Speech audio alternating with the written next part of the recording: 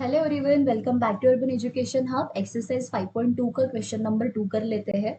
Choose the correct choice in the following and justify. मतलब आपको ये जो ऑप्शन यहाँ पे मल्टीपल चॉइस के फॉर्म में दिए हैं, आपको इसमें से करेक्ट आंसर को क्या करना है, टिक करना है। लेकिन उसके लिए सबसे पहले हमें आंसर फाइंड आउट करना होगा। पहला क्वेश्चन दिया है आपको 38th term of the AP, यहाँ पे सीक्वेंस दिया है, ठीक है। इज कौन सी होगी 30, मतलब एन की वैल्यू कितनी दी है हमें अभी 30 दी है। तो सबसे पहले हम यहाँ पे क्या कर लेते हैं, गिवन डेटा निकाल लेते हैं।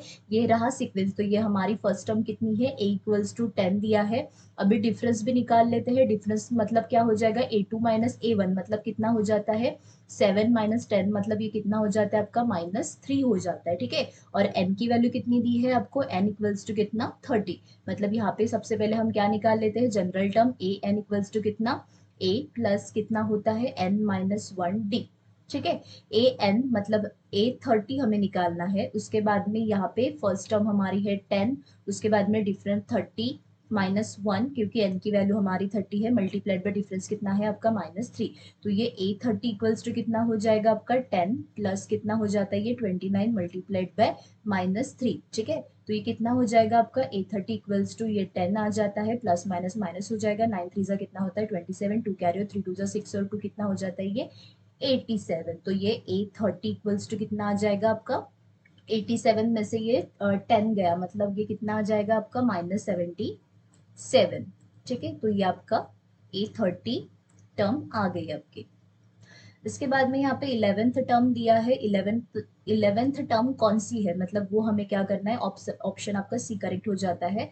यहाँ पे फिर से हम गिवन डेटा लिख देते हैं। ये फर्स्ट टर्म हो जाती है इक्वल्स टू कितना दिया है -3। उसके बाद में डिफरेंस क्या निकालते हैं, यहाँ पे डिफरेंस देखिए A2 माइनस A1 होता है, राइट। तो यहाँ पे कितना A2 कितना है आपका -1/2 माइनस माइनस माइनस ये आपका प्लस हो जाएगा, A1 आपका 3 है, ठीक है। तो ये कितना हो जाएगा आपका, यहाँ पे आप सबसे पहले डेटा लिख दीजिए। A1 कितना है आपका -3, उसके बाद में A2 कितना है आपका -1/2 और सो ऑन, ठीक है। तो A2 माइनस A1 हो जाता है, तो -1/2 और ये माइनस माइनस आपका प्लस हो गया, ठीक है। तो ये -1 जा कितना हो जाता है -1 हो जाता है, 3 2 जा कितना हो जाता है 6 हो जाता है, 2 1 जा 2। तो 6 में से 1 गया, 5 डिवाइडेड बाई 2, ये आपका डिफरेंस आ गया है, ठीक है। उसके बाद में n की वैल्यू तो हमें कितनी 11th टर्म हमें फाइंड आउट करनी है। तो सबसे पहले हम क्या निकाल देते हैं, फॉर्मूला लिख लेते हैं। तो ये कितना हो जाता है n-1d, ठीक है। अब A11 इक्वल्स टू कितना, a कितना है आपका -3।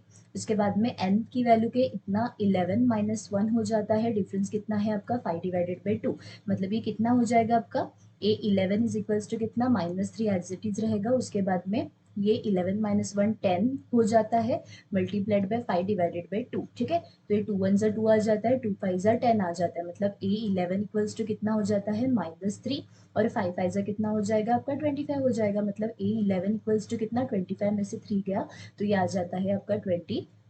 मतलब आपका करेक्ट आंसर कौन सा है यहाँ पे, इसे आप टिक कर लीजिए, ये आपका बी का करेक्ट आंसर हो गया, ठीक है। इसी के साथ हमारा क्वेश्चन 2 खत्म हो गया है। सिर्फ आपको ये जनरल टर्म जो हम निकालते हैं उसका फॉर्मूला सिर्फ आपको याद होना चाहिए।